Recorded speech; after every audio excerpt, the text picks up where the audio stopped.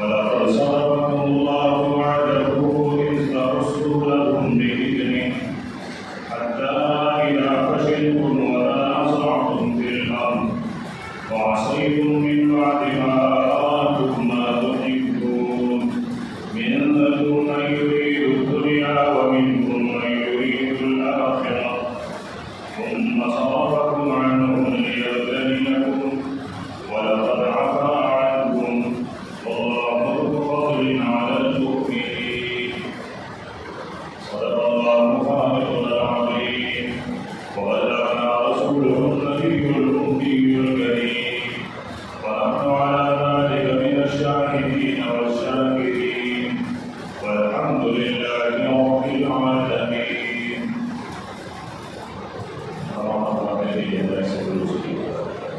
اللهم صل على محمد وعلى آل محمد اللهم بارك على محمد وعلى آل محمد. انتہائی قابل قدر معزز سامعین، آپ کے سامنے اللہ رب العزت کی مقدس اور بابرکت کلام قرآن مجید فرقان حمید سورہ آل عمران کی بڑی تلاوت کی گئی ہے، جس میں رب کائنات نے جنگ احد کے موقع پر صحابہ کرام کی روح اور امن کی حالت کا تذکرہ فرمایا ہے، اور پھر صحابہ کرام کے لیے اللہ پاک کی طرف سے عفو اور بخشش کا اعلان کر دیا گیا ہے۔ پیغمبر صلی اللہ علیہ وسلم کی سیرت مبارکہ کے حوالے سے تسلسل کے ساتھ بیان ہو رہا ہے۔ پیارے پیغمبر صلی اللہ علیہ وسلم کی مدینے والی زندگی میں پہلا اور دوسرا سال کن واقعات کو لے کر گزرا، اب آپ صلی اللہ علیہ وسلم کی مدینے کی زندگی میں تیسرا سال میں اس سال غزوہ احد کا واقعہ پیش آیا ہے۔ اب غزوہ احد کے پس منظر اسباب کیا تھے؟ آپ صلی اللہ علیہ وسلم اور صحابہ کرام اس غزوے کی شرکت اور اس غزوہ لڑنے پر کیوں مجبور ہوئی؟ بہت سارے اسباب ہیں، ان میں سے ایک سبب کہ اس سے پہلے سال بدر کے مقام پر اللہ پاک نے صحابہ کرام اور پیغمبر اسلام کو فتح عطا فرمائی تھی۔ کافروں کو شکست اور ہزیمت کا سامنا کرنا پڑا اور ان کے بڑے بڑے سردار دوزار کر دیے گئے تھے، تو ان کے دلوں میں انتقام کی آگ جل رہی تھی، اور وہ ہر شب و روز اور ہر آئے لمحہ ہر آئے ساتھ وہ اس تمنا میں تھے کہ کبھی دوبارہ صحابہ کرام سے ان کی مبیڑ اور مقابلہ ہو اور وہ اپنے کی شکست کا بدلہ اور اس کا انتقام لے سکیں۔ اور اس کے لیے شام کے طرف سے جو قافلہ واپس آ رہا تھا، اس کی آمدن کا جو منافع تھا، جو نفع تھا، وہ اس کے لیے خاص کر دیا گیا تھا کہ اس سے اگلے جنگ کی تیاری کی جائے گی۔ پھر جو مکہ کے رؤساء اور مالدار لوگ تھے، ان سے رقم اور پیسہ بھی اکٹھا اور جمع کیا جانے لگا کہ جس سے اس جنگ کے لیے تیاری ہو سکے۔ دوسری وجہ کہ مکہ والوں کے تجارت کے راستے محفوظ نہیں تھے، ان کو محفوظ بنانے کے لیے ان کے خیال میں صحابہ کرام اور آپ صلی اللہ علیہ وسلم کا ملانا تو ان کے ذہن ان کے گمان کے مطابق ضروری تھا۔ اسی طریقے سے ان کے گھر میں ان کی عورتیں خطانے دیا کرتے تھے کہ تم اتنے بڑے لڑاکو، اتنے بڑے تیر انداز، اتنے بڑے تلوار چلانے والے، اس کے باوجود ایک بے سر و سامان جماعت نے تم سے اتنے بڑے بڑے سردار چھین لیے اور تم اب بھی اپنے گھروں میں بیٹھے ہوئے ہو۔ تو یہ تمام اسباب تھے جو کافروں کو مسلسل جنگ پر مقابلے پر ابھار رہی تھی، تو یہاں قریش مکہ والوں نے ایک لشکر تیار کیا جس میں 7 آدمی ایسے تھے جن کا پورا لباس لوہے کا تھا جس کو زرہ کہا جاتا ہے، 200 آدمی ایسے تھے جن کے پاس گھوڑے تھے، اور اس کے علاوہ 3000 آدمی ایسے تھے جن کے پاس اونٹ تھے۔ ایک تلوار تو ہر ایک کے پاس تھی، کسی کے پاس 2 کسی کے پاس 3 تلواریں بھی تھیں، نیزے بھی واقعی مقدار میں موجود تھے۔ ظاہر بات میں جب ہر آدمی کے پاس تلوار تھا تو مقابل کے تلوار سے بچنے کے لیے ڈھال بھی ہر ایک کے پاس تھا۔ پھر انہوں نے لشکر کے بڑے حصے کا کمانڈر بنایا ابو سفیان کو، جو اس وقت مسلمان نہیں ہوئے تھے، اور چاپ مار کارروائی اس لشکر کے آگے پیچھے حفاظت کرنے کے لیے جو چھوٹی لشکر بنائی گئی اس کا کمانڈر بنایا گیا حضرت خالد بن ولید کو، وہ بھی اس وقت مسلمان نہیں ہوئے تھے، اور ان کا معاون بنا دیا گیا ابو جہل کے بیٹے حضرت اکرمہ کو، وہ بھی اس وقت مسلمان نہیں ہوئے تھے۔ یہ عجیب اتفاق ہے کہ جنگ احد میں کافروں کی لشکر کی سیادت کرنے والے تینوں رہنما بعد میں مسلمان ہوئے ہیں۔ ابو سفیان بھی مسلمان، اور حضرت خالد بن ولید بھی مسلمان ہوئے، اور حضرت اکرمہ وہ بھی مسلمان ہوئے، رضوان اللہ تعالیٰ علیہ۔ حضرت عباس رضی اللہ تعالیٰ عنہ آپ صلی اللہ علیہ وسلم کے چچا ہیں، انہوں نے یہ تمام احوال لکھ کر آپ صلی اللہ علیہ وسلم کے پاس مدینہ بھیج دیے کہ آپ کے خلاف کافر قریش کس طرح کی تیاری کر کے نکل چکے ہیں۔ آپ صلی اللہ علیہ وسلم نے صحابہ کرام کو جمع کر کے ان سے رائے اور مشورہ طلب کیا۔ اس مشورے میں جہاں حضرت ابو بکر اور عمر، عثمان، علی بڑے بڑے صحابہ کرام موجود ہیں، تو وہاں منافقین کے سردار ابی بن سلول بھی تھے، اور ان کے ساتھ جو منافق تھے وہ بھی موجود ہیں۔ تو حضرت ابو بکر، حضرت عمر اور اسی طرح منافقین کے سردار ابی بن سلول، ان کی رائے یہ تھی کہ مدینے میں رہ کر کافروں کا مقابلہ کیا جائے۔ ہم مدینے سے نہیں نکلیں گے، مدینے میں ہی رہ کر اگر کافر ہمارے دروازے پر آئے تو یہاں سے ہم اپنے گھر کا دفاع کرتے ہوئے ان کے ساتھ لڑائی لڑیں گے۔ جو نوجوان صحابہ کرام تھے وہ عرض کرنے لگے، اللہ کے محبوب، یہ ہمارے گھروں میں گھس آئیں گے تو کب ہم مقابلہ کریں گے؟ پھر ہمیں بزدلی کا تانا دیا جائے گا، ہم یہاں گھروں میں نہیں، ہم میدان میں نکل کر مقابلہ کریں گے۔ یہ صحابہ کرام میں جو نوجوان صحابہ کرام ہیں، یہ ان کی رائے ہے۔ ذرا دیکھیے تو صحیح کہ ان جوانوں کی زندگیاں، ان جوانوں کی جوانی کہاں خرچ ہو رہی ہے، اور کس جذبے کے تحت خرچ ہو رہی ہے، اور ان جوانوں کے ہاں جوانی کے جذبات کیا ہیں۔ آپ صلی اللہ علیہ وسلم ان نوجوان صحابہ کرام کے اصرار پر انہوں نے حضرت ابو بکر، حضرت عمر اور اسی طرح منافقین کے سردار، ان کے رائے کے بجائے ان نوجوان صحابہ کرام کے رائے کو ترجیح دی، اور فرمایا ٹھیک ہے، اگر تمہارا اصرار ہے کہ ہم میدان میں نکلیں تو یہ نبی البلاء کے پیغمبر میں اعلان کرتا ہوں کہ ہم مدینے میں نہیں، مدینے سے باہر نکل کر کھلے میدان میں کافروں کا مقابلہ کریں گے۔ جمعے کا دن تھا، آپ صلی اللہ علیہ وسلم نے جمعے کی نماز پڑھائی، اور جمعے کی نماز کے بعد آپ صلی اللہ علیہ وسلم صحابہ کرام کو نکل کر بہت کی طرف جانے لگے۔ 1000 کا لشکر ہے، وہاں 3000 کا لشکر، یہاں 1000 کا لشکر، اور 1000 میں بھی 300 منافقین ہیں۔ آپ صلی اللہ علیہ وسلم نے لشکر کو 3 حصوں میں تقسیم کیا۔ یہ رات گزری، اگلی صبح عبداللہ بن ابی بن سلول وہ اپنے 300 لوگوں کو لے کر واپس آنے لگا کہ جی ہم نے رائے یہ دی تھی کہ مدینے میں رہ کر مقابلہ کیا جائے، ہم سردار ہیں، بڑے لوگ ہیں، ہمارے رائے کو نہیں لیا گیا ہے، چند نوجوانوں کی رائے پر عمل کیا جا رہا ہے، اس لیے ہم اس لڑائی میں شریک نہیں ہو رہے ہیں۔ یہ 300 لوگ جب واپس پلٹنے لگے تو ظاہر بات ہے انسان کا ایک نظر اسباب پر بھی ہوتا ہے، اسباب سے قطع تعلق نہیں کیا جا سکتا ہے، یہ انسان کی فطرت اور فطری کمزوری ہے۔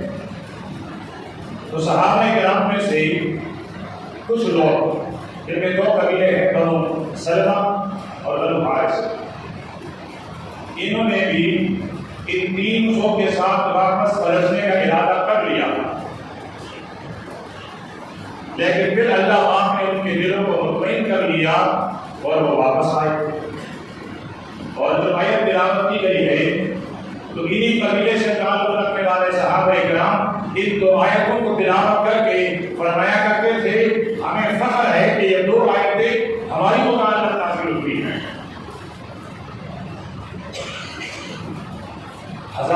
3000 کے لشکر میں 300 یہ واپس ہوئے تو صحابہ کرام کی تعداد رہ گئی ہے 700، اور ان 700 کے پاس تلوار نہ ہونے کے برابر، سواریاں نہ ہونے کے برابر، آپ صلی اللہ علیہ وسلم نے ان کو جو 3 حصوں میں تقسیم کیا تو ایک کا امیر بنایا حضرت مصعب بن عمیر رضی اللہ تعالیٰ عنہ کو۔ اگر آپ کو یاد ہو اور آپ میرا ساتھ دے رہا ہو تو حضرت مصعب بن عمیر رضی اللہ تعالیٰ عنہ سب سے پہلے وہ صحابی ہیں جس نے مکہ مکرمہ سے مدینہ منورہ کی طرف ہجرت فرمائی ہے، اور حضرت مصعب بن عمیر یہ مدینے اور انصار میں رہنے والے صحابہ کرام کا معلم اور استاد صحابی ہے۔ میرے پیغمبر نے ان کو بھیجا تھا کہ مصعب آپ جا کر مدینے والوں کو اللہ کا کلام پڑھاتے رہیے۔ تو جو مہاجر صحابہ تھے جنہوں نے مکہ سے ہجرت کی ہیں، ان کا سردار اللہ کے پاک پیغمبر نے بنایا حضرت مصعب بن عمیر کو۔ دوسرا سب سے بڑا قبیلہ ہے مدینے میں اوس کا، ان کا سردار، ان کا بڑا اور امیر بنایا حضرت حسین بن حذیفہ رضی اللہ تعالیٰ عنہ کو، اور ان کا منصب اور جھنڈا ان کے حوالے کیا۔ تیسرے نمبر پر سب سے بڑا قبیلہ ہے خزرج کا، آپ صلی اللہ علیہ وسلم نے ان کا امیر بنایا حضرت خباب بن منذر رضی اللہ تعالیٰ عنہ کو، اور ان کا جھنڈا ان کے حوالے کیا۔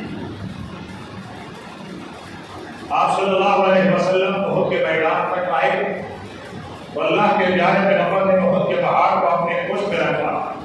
جس طرح یہ دیوار اور مثال احد کا پہاڑ ہے تو اللہ کے پیارے پیغمبر یہاں انہوں نے پڑاؤ ڈالا۔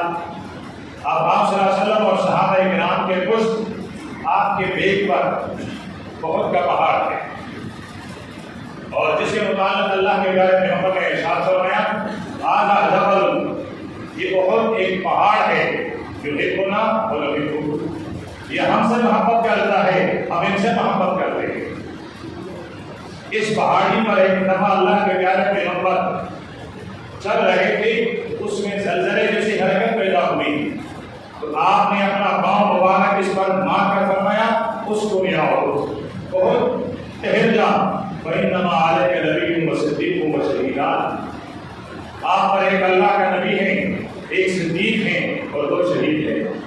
اس موقع پر آپ کے ساتھ حضرت عمر بھی موجود تھے اور حضرت عثمان رضی اللہ تعالیٰ عنہ۔ ایک روایت کے مطابق اس پہاڑ پر اس وقت حضرت طلحہ بھی تھے، حضرت عبداللہ بن حضرت زبیر بن عوام بھی تھے، اور حضرت علی رضی اللہ تعالیٰ عنہ بھی تھے۔ تو اللہ کے نبی نے ارشاد فرمایا کہ انما علیک نبی و صدیق و شہید، کہ آپ پر اللہ کا نبی بھی ہیں، صدیق بھی ہیں اور شہید ہیں، یعنی بہت سارے۔ تو یہ احد کا پہاڑ پیچھے، تو اب 2 سیٹ محفوظ ہو گئے، ایک آپ کے پیچھے والا اور ایک آپ کا دایاں جانب رہ گئے آپ صلی اللہ علیہ وسلم کا بھائی جانب۔ تو اس موقع پر آپ صلی اللہ علیہ وسلم نے یہ اس کے پیچھے ایک چھوٹا سا دھرنا تھا اور ایک چھوٹی سی پہاڑی تھی، اس پر آپ صلی اللہ علیہ وسلم نے 50 آدمیوں کو جو بڑے تیر انداز تھے، نشانہ باز تھے، ان کو یہاں بٹھایا اور ان کے امیر بنایا حضرت عبداللہ ابن زبیر رضی اللہ تعالیٰ عنہ اور ان سے ارشاد فرمایا ہم غالب ہو جائیں یا ہم مغلوب ہو جائیں، آپ نے اس پہاڑی کو، اس مورچے کو چھوڑنا نہیں۔ دوسری روایت جس کے امام ابو داؤد رحمۃ اللہ علیہ نے نقل فرمایا ہے، اللہ کے نبی نے ارشاد فرمایا کہ یہاں ہمارا کوئی پرندے نوچ لیں تب بھی آپ کو اس پہاڑی سے اترنا نہیں۔ اس طرف صحابہ کرام اور سامنے کافروں کا لشکر۔ اس وقت تو وہ مدینے سے کچھ فاصلے پر تھا، اب مدینے کی آبادی اور احد کے بدی کی آبادی یہ آپس میں مل گئی ہے اور مسجد نبوی کا جو 22-21 نمبر گیٹ ہے اس سے آدمی سیدھا سڑک پر پیادل نکلے تو 10 سے 15 منٹ میں احد کے دامن میں پہنچا تھا، بالکل سیدھے۔ مقابلہ شروع ہوا، کافروں کے جتنے بھی لوگ آتے رہے وہ صحابہ کرام کی تلواروں پہ نظر ہوتے رہے اور اتار ہوتے رہے۔ کچھ ہی دیر میں جنگ کا نقشہ یہ تھا کہ کافر بھاگ رہے تھے، صحابہ کرام ان کا پیچھا کر رہے تھے اور صحابہ کرام مال غنیمت بھی اٹھا رہے تھے۔ کسی کی تلوار گری ہے، کسی کا نیزہ گرا ہے، دو چیزیں ہیں وہ صحابہ کرام اٹھاتے رہے اور اللہ پاک نے فتح کا وعدہ کیا تھا وَلَقَدْ صَدَقَكُمُ اللَّهُ وَعْدَهُ، اللہ پاک نے صحابہ کرام کے ساتھ فتح کا وعدہ سچا کر دکھایا۔ ایک کو فتح مل گئی، دشمن بھاگ گیا، صحابہ کرام خوش ہیں اور ہمارے غنیمت کو جمع کر رہے ہیں۔ اوپر اور ڈھیلے پر پہاڑی پر جو صحابہ کرام تھے 50، انہوں نے دیکھا میدان تو خالی ہو گیا تو انہوں نے اپنے امیر سے کہا کہ اللہ کے پیارے پیغمبر نے جو ہم سے فرمایا تھا کہ یہاں ٹک کے رہنا، اس کا مقصد تھا کہ جب تک ہم لڑائی لڑیں تب تک آپ یہاں رہیں۔ اب تو لڑائی ختم ہو چکی ہے، کافر وہ دیکھو دور بھاگ رہے ہیں اور نیچے والوں کو میدان اتنا نظر نہیں آ رہا تھا جتنا کہ اوپر بیٹھے والوں کو نظر آ رہا تھا۔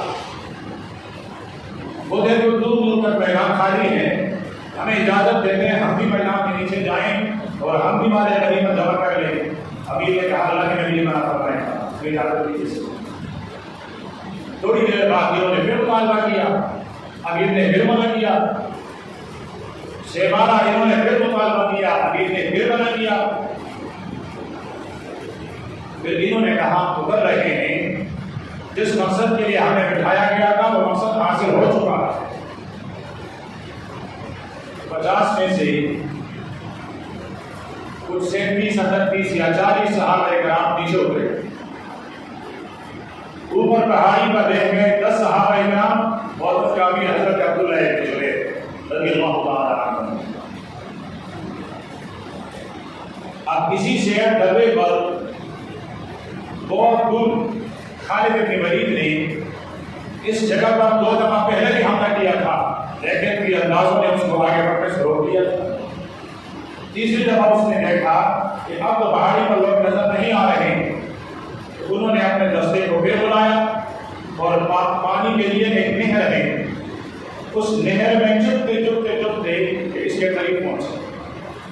اب اگر سے وہ بالکل صاف میدان ہے اور کھجور کے باغات ہیں وہاں، لیکن جہاں سے حضرت خالد بن ولید آئے ہیں تو وہ ایک نالے کی شکل میں اب بھی موجود ہیں۔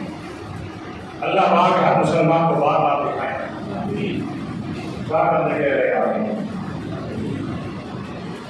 آمین کہہ رہے ہیں، آپ کو کبھی لوگ نہیں آیا صبح کے رکھتے ہو آپ آمین کی کوئی اور پسند لیں۔ تو خالد بن ولید اس میں ٹوٹتے ٹوٹتے اس پہاڑ کے سر تک پہنچا اور یہاں اس نے اپنا جھنڈا بلند کیا اور کافروں کو آواز دی کافر جو لوگ دور گئے تھے وہ واپس پلٹ گئے. یہاں حضرت خالد بن ولید اوپر چڑھے اور لڑائی شروع کی. نیزے بھی چل رہے ہیں, تلواریں بھی چل رہے ہیں. یہاں ان صحابہ کرام نے جا کے شہادت نوش کی اور خالد بن ولید نیچے اترا. اب جب نیچے اترا ہے تو آپ صلی اللہ علیہ وسلم اور صحابہ کرام اس جگہ سے میدان کے درمیان میں پہنچے ہیں. تو خالد بن ولید پیچھے سے آیا, کافر وہاں آگے سے پلٹ کر واپس آئے. اب صحابہ کرام بالکل درمیان میں پھنس گئے ہیں. تو آگے سے بھی کافروں کا لشکر, پیچھے سے بھی خالد بن ولید کافروں کا لشکر لے کر پہنچا ہے. اب یہ پتہ نہیں چل رہا ہے کہ مارنے والا اپنا ہے کہ پرایا ہے. اتنے میں کافر صحابہ کرام کے اس مجمع کو چیرتے ہوئے آپ صلی اللہ علیہ وسلم تک پہنچ گئے. یہاں آپ صلی اللہ علیہ وسلم نے پھر صحابہ کرام کو بلایا جہاں حضرت طلحہ آپ کے ڈھال بنے اور ان کے سینے پر نیزوں کے زخم اور تلواروں کے زخم آئے. یہاں حضرت سعد بن ابی وقاص دوڑتے ہوئے آپ کے پاس پہنچے اور آپ ان کو دین تھما رہے تھے اور آپ ان سے فرمایا کرتے تھے علم فدا کا ابھی لوگ بھی, علم آسان فدا کا ابھی لوگ بھی. ساتھ دین بیچتے رہو, میرے ماں باپ آپ پر قربان, میرے ماں باپ آپ پر قربان. ساری دنیا کہتی ہے آقا میرے ماں باپ آپ پر قربان. حضرت سعد وہ ہستی ہیں جس کے لیے میرے نبی فرماتے ہیں دل میں آسا فدا کا ابھی ہوگی. مانتے رہیے, تیرا اندازی کرتے رہیے, محمد عربی کے ماں باپ آپ پر قربان. صلی اللہ علیہ وسلم, صلی اللہ علیہ وسلم.